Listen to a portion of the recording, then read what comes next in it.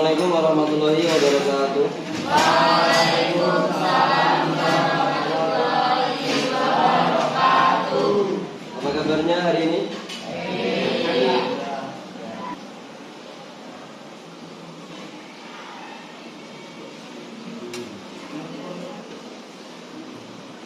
Ahmad Fazri.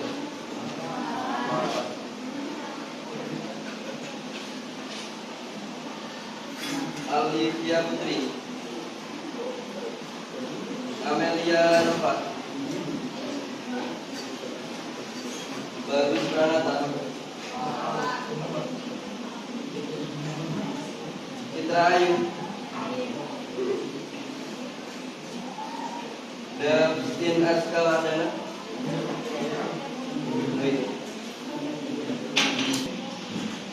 Berapa ya? 35 orang yang alfa 1, 2, 3, 4, 5, 6, 7. Banyak juga yang alfa ini.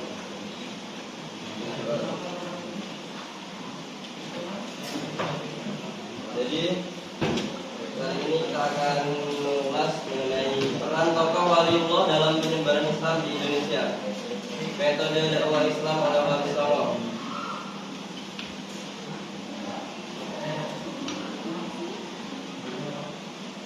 Nah,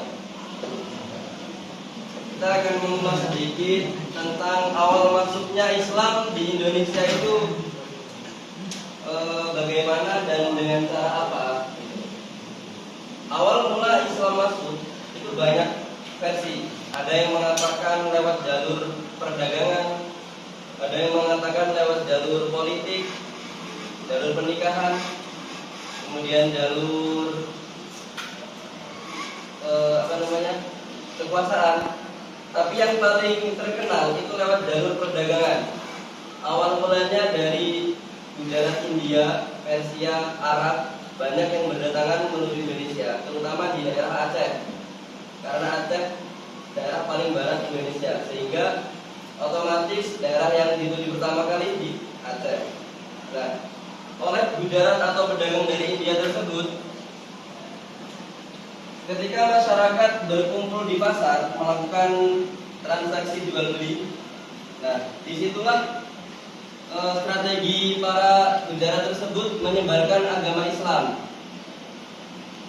dengan melakukan dakwah disisipi oleh syariat-syariat, di mana itu Islam, apa itu Islam. Nah, kemudian seiring berjalannya waktu, ada lagi yang mengatakan di daerah Jawa atau Pulau Runtuhnya Kerajaan Majapahit, Wali Songo mulai muncul, yaitu abad 14 sampai abad 16 Masehi.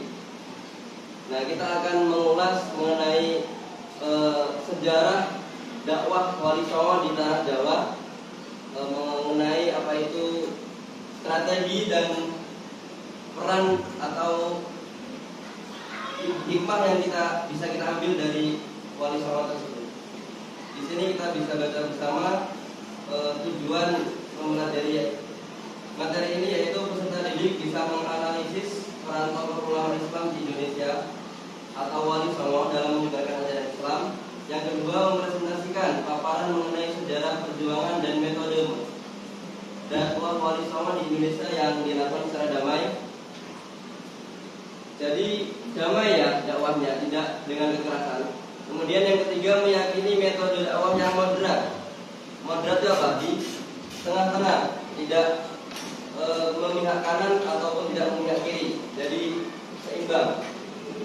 Bi al-hikmah wa al-mau'idotil hasanah adalah perintah Allah Subhanahu wa taala. Kemudian yang keempat, membiasakan sikap kesederhanaan, tekun, damai, kesungguhan dalam mencari ilmu dan semangat menghargai adat istiadat dan perbedaan keyakinan orang lain.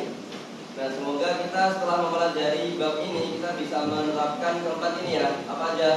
Menganalisis, mempresentasikan, meyakini dan membiasakan.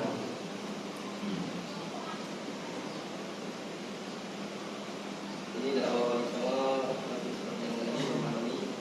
Setelah mempelajari materi ini, peserta didik diharapkan untuk memahami silsilah.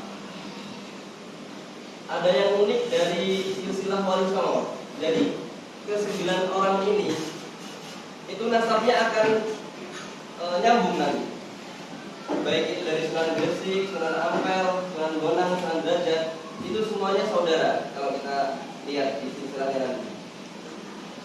Sedikit mengulas, kalau Sunan Bonang sama Sunan Derajat itu adalah anak dari Sunan Ampel, dan Sunan Ampel adalah saudaraan atau masih sepupu dari Sunan Gresik. Nanti kita akan bahas. Kemudian yang B, menganalisis peran Wali Songo dalam menyebarkan ajaran Islam di tanah Jawa.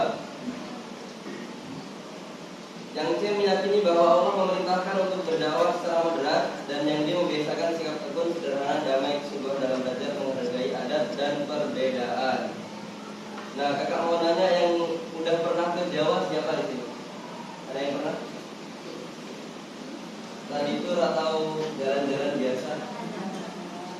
Belum pernah? Nyebrang dari Bakauni ke Merak? Belum pernah? Pernah. Sampai Jakarta doang. Sampai Jawa Tengah, Jawa Timur belum pernah? Jawa Timur gimana?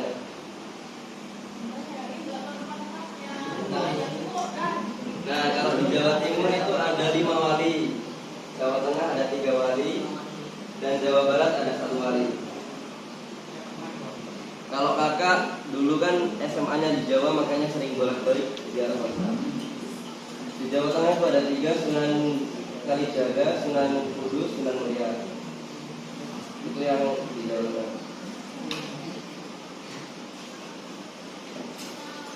Dakwah Islam sebelum Wali Songo. Bagaimana sih Islam berkembang di Nusantara sebelum para Wali Songo mulai berdakwah?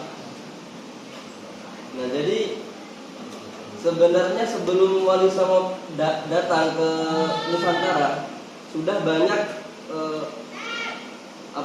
sejarah-sejarah yang berkembang ya. Contohnya seperti yang membuka tanah Jawa itu namanya Syekh Subakir dan Syekh Jumadil Kubro.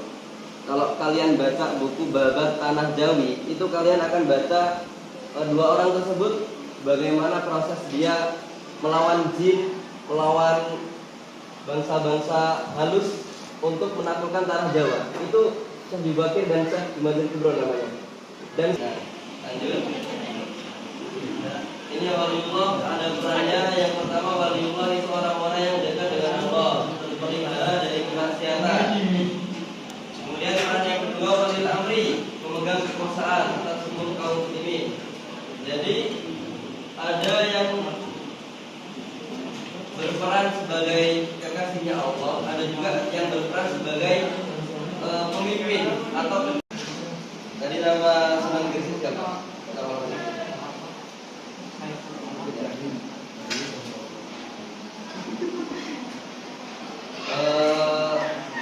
Wali Songo itu artinya apa?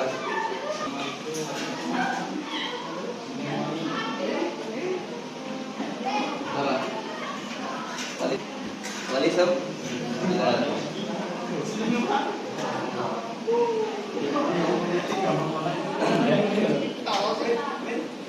Jadi kesimpulan dari kita mempelajari bab 10 ini, yang pertama kita bisa tahu sejarahnya ya. Tahu sejarah gimana Islam masuk ke Nusantara, khususnya melalui dakwah Wali Songo, dan manfaatnya kita juga bisa menerapkan strategi dakwah yang dilakukan Wali Songo terhadap masyarakat Nusantara pada saat itu. Mungkin cukup sekian dari kakak, kurang lebihnya mohon maaf.